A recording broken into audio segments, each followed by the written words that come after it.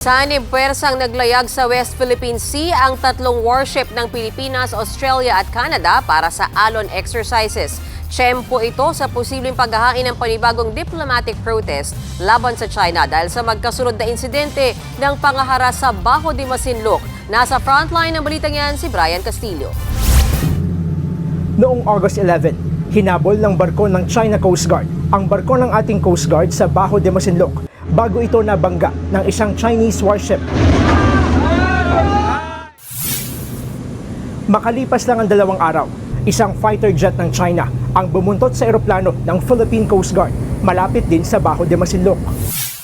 Kapansin-pansin na sa parehong insidente, military assets na ng China ang sangkot. Sa kabila nito, tingin ng National Maritime Council ng Pilipinas, hindi pa napapanahong sabayan ng China sa pag-deploy ng barkong pandigma para sabayan ng civilian vessels ng Philippine Coast Guard at ng Bureau of Fisheries and Aquatic Resources. Taliwas daw ito sa hangarin ng Pilipinas na huwag nang palalain ang tensyon.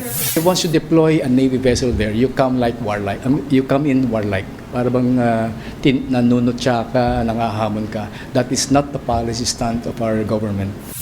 Ang Department of Foreign Affairs naman, pinag-aaralan pa kung maghahain ng panibagong diplomatic protest laban sa China.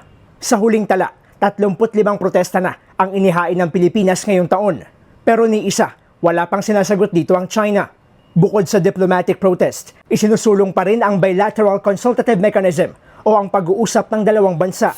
Instructions sa atin is that we continue diplomacy and dialogue, and we keep lines of communication open with China. Alinsunod na nga yan sa instructions ng Pangulo to manage the issue in a peaceful manner. Sa gitna ng tensyon, magkakasamang naglayag malapit sa Lubang Island sa Occidental Mindoro ang mga barkong pandigma ng Pilipinas, Australia at Canada. Kabilang ang BRP Jose Rizal, ang His Majesty's Australian Ship Brisbane 3, at ang His Majesty's Canadian Ship Ville de Quebec. Papunta ang mga warship sa bahagi ng West Philippine Sea sa Palawan para sa Alon exercise. While en route towards Palawan, they'll do series of evolutions.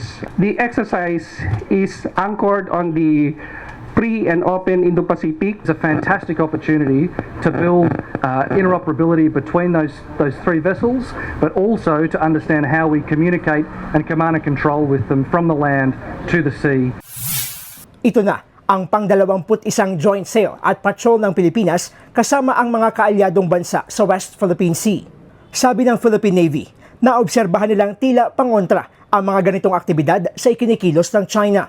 The presence of foreign warships and aircraft foreign forces forces a change or results to a slight change in their actions.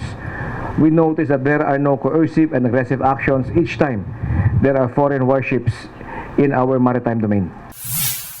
Tatagal ang Alon exercise hanggang August 29. Nagbabalita mula sa frontline. Brian Castillo, News 5. Mga kapatid, Mean Los Baños po, huwag magpahuli sa mga balita at impormasyong dapat ninyong malaman. Para sa mas malawak na balitaan at diskusyon, mag-follow at mag-subscribe na sa social media pages ng News 5.